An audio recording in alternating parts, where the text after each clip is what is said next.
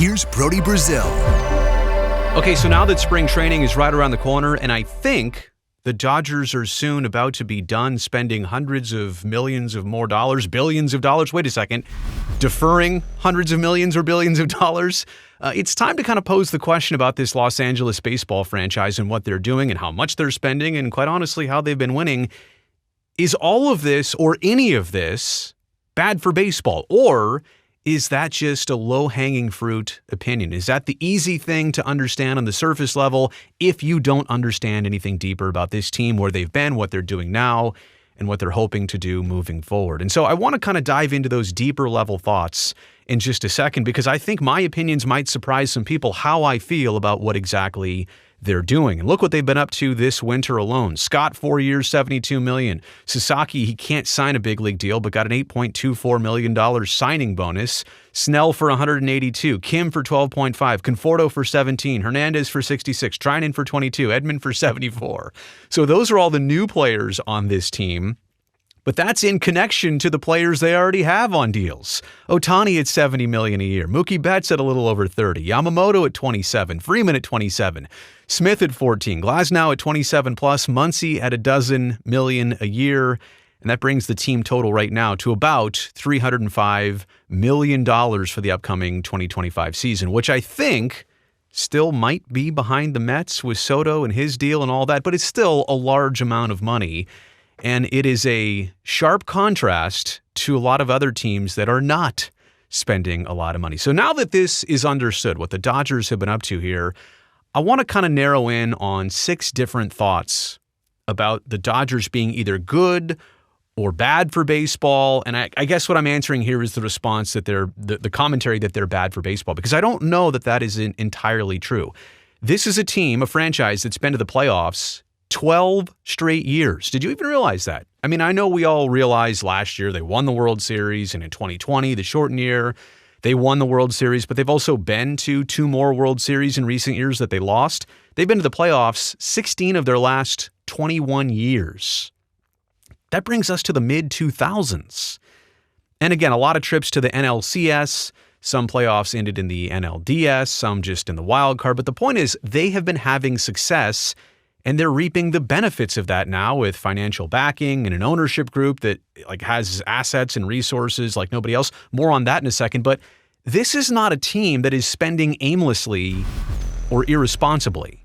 Now, you might be able to say that about some other franchises that spend a bunch. And you know the old saying, the bigger they are, the harder they fall. Well, the Dodgers haven't won the World Series every year. I mean, that's hard to do. But in terms of winning, and then making money off that, and then turning around and winning more and multiplying that. It'll be my next point, that you gotta spend money to make money.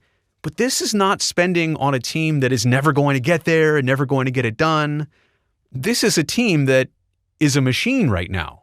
And they're putting more fuel in this machine to try and make it go even faster. Now, at some point, does the machine break? Maybe, but that's on them. They're trying to get as much out of this engine as they possibly can. Thought number 2, yeah, you got to spend money to make money. This is what any other baseball franchise can do. This is what any other sports franchise can do. Essentially, right? Some leagues like the NHL, they have a hard salary cap. No team can spend over high 80s, low $90 million totals a year on players or just their business. But this is a baseball team that is sprinting while other teams are out there jogging and walking. And I don't just mean in signing all these superstar players and big deals and showcase type talent. I'm talking about sponsorships that they get, marketing that they do, deals they have, endorsements, having a stadium that's full, like a 56,000 seat stadium, I think Dodger Stadium is, that's entirely full. And they've been updating it and renovating it and making it a better experience, and merchandise.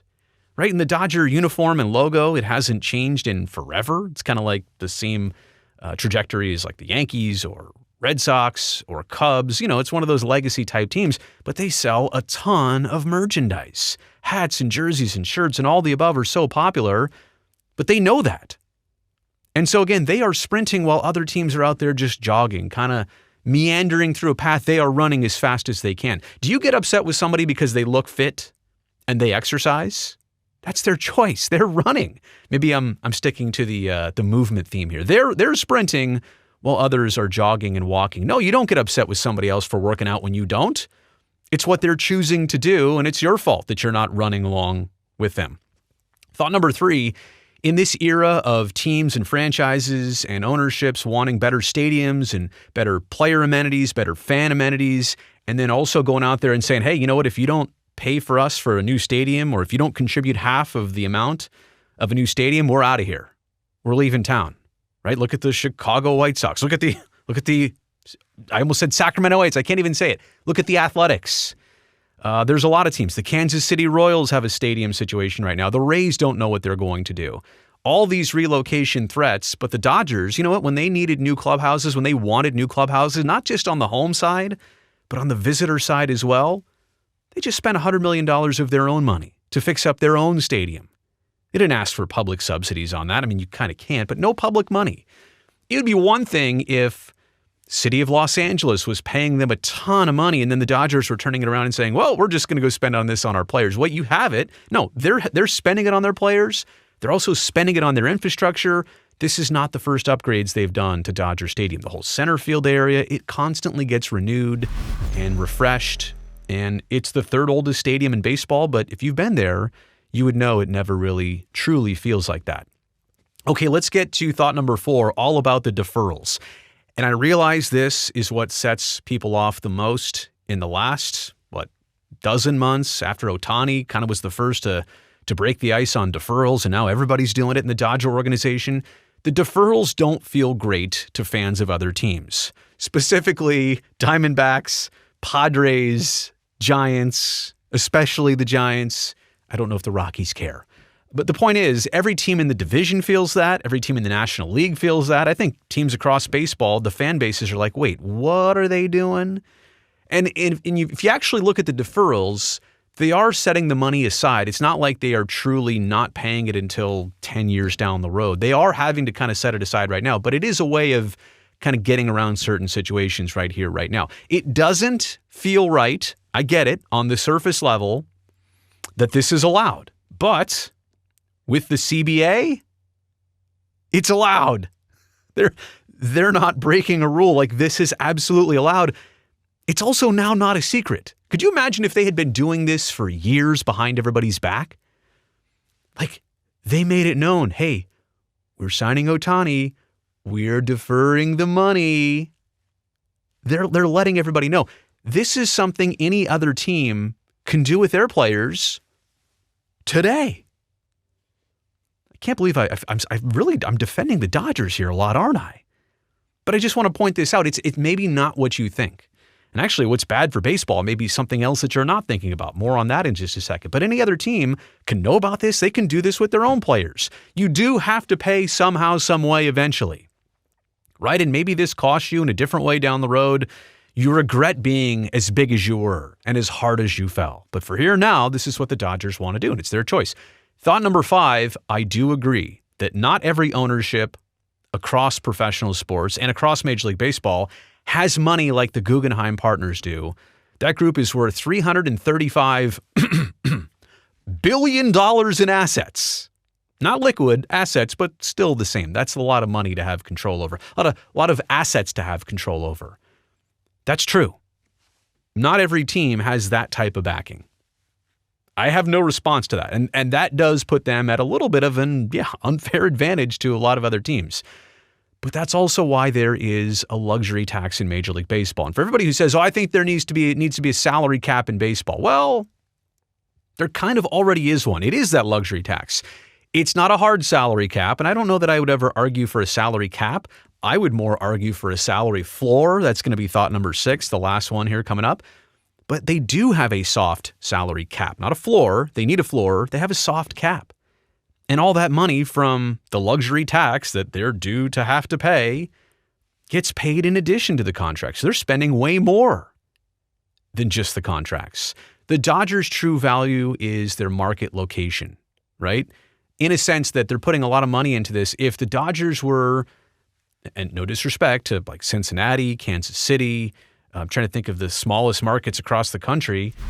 If this Dodger team were in those markets, I don't know if they could do this. They understand the value and the valuation of the franchise is only ever going to stay huge because It's in the number 2 most populous market and second biggest media market in the country. And even with the Yankees and Mets, you have a lot more back and forth and competition. I mean, if the Angels were better, if the Angels ever really pushed the Dodgers for a fan base or anything like that, and they're in the same Southern California region, heck, the Padres aren't that far away, and they spend a bunch, but they're maybe geographically separated. My point is the Dodgers don't really have true competition. And so their market location is kind of their true value in this situation. More so, I think, than even the ownership group, if I'm being honest. That's the biggest valuation factor, I think. Okay, and then last but not least, in fact, thought number 6 might be one of the most important here. What's really bad for Major League Baseball, I think, are all the teams that are not winning and not even spending close to the median. Now, you don't have to always spend money to win games. I've done that video here on YouTube. There is some sense that you can have a young and up-and-coming team, and you don't have to pay them yet, and you can be winning games. But if you want to sustain winning, there is a trajectory and there is a connection between how much you spend and how many games you win over a long period of time. I'm sorry, that's just the way it is. If you want to keep your talent, eventually you're going to have to retain your talent and, pay them the proper amount. You can't always rely on the youngest of players in your youth. You can't always rely on the eldest of players in your veterans. You have to have a mix of a little bit of everything. You need to pay for your team. But those teams that are sitting there only cashing the luxury tax and revenue sharing checks from Major League Baseball, that right there might be the group of teams that's bad for baseball. They're not even trying to win games. They're just trying to increase the valuation of their franchise, which is done over time. Right? Since 2020, I think most teams across baseball, and I should have remembered this stat before we did this video, up by dozens of percent, right? The valuation of teams used to be worth this much. Now it's worth a lot more, only 4 to 5 years later. And if you just sit on your team, the value will continue to go up. But in the meantime, why spend on something if it's just going to sit there and make money? You could put more into it and maybe get more out of it, but why put anything into it? Why not just collect revenue sharing? Why not collect luxury tax checks and kind of pocket that and just kind of keep it going? You don't need to spend that. Other teams are trying to spend that and win games and obviously increase their valuation. Some teams, it feels like they're not even trying to win games. They just want to sit idle, collect the checks. It's a business. Maybe it's a tax write-off.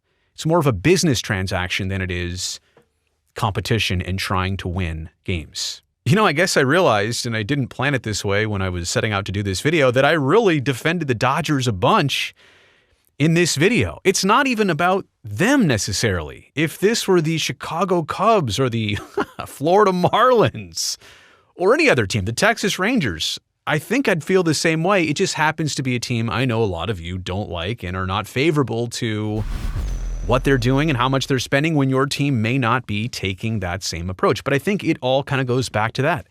This is what they're doing. You can either get mad at it. You can also look at it and say, they're going to spend all this money. They're going to defer all this money. They're going to pump all this money into it. Are they guaranteed to win the 2025 World Series? Yeah, they're a pretty good team, but no, of course not. That's the beauty of sports. Sometimes the very best put together teams unravel for one reason or another, or they struggle, and it's unprecedented, it's unexpected.